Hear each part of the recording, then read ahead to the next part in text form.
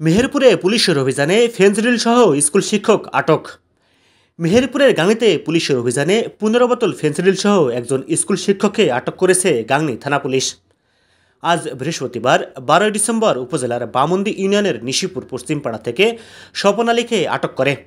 আটককৃত স্বপন কাজীপুর মুন্সিপাড়ার মৃত নবিরুদ্দিনের ছেলে ও ভবানীপুর মাধ্যমিক বিদ্যালয়ের সহকারী শিক্ষক। এ ঘটনাকে কেন্দ্র করে গাংনী থানা পুলিশের এএসআই কামাল বলেন, ফেনজিডিল পাচার হচ্ছে এমন গোপন সংবাদের ভিত্তিতে অভিযান চালিয়ে বামন্দি নিশিপুরের মেসার্স রাহুল স্টোর মুদি দোকানের সামনে থেকে মোটরসাইকেল চালিত অবস্থায় 15 বোতল ফেনজিডিল ও পাচার কাজে ব্যবহৃত মোটরসাইকেল জব্দ করা হয়।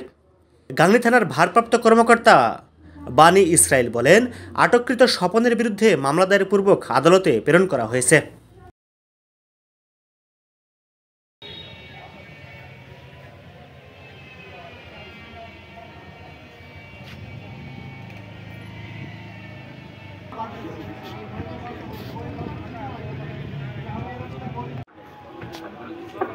ভালো মনে না মামলা তো ওরাও করবে তখন কি হবে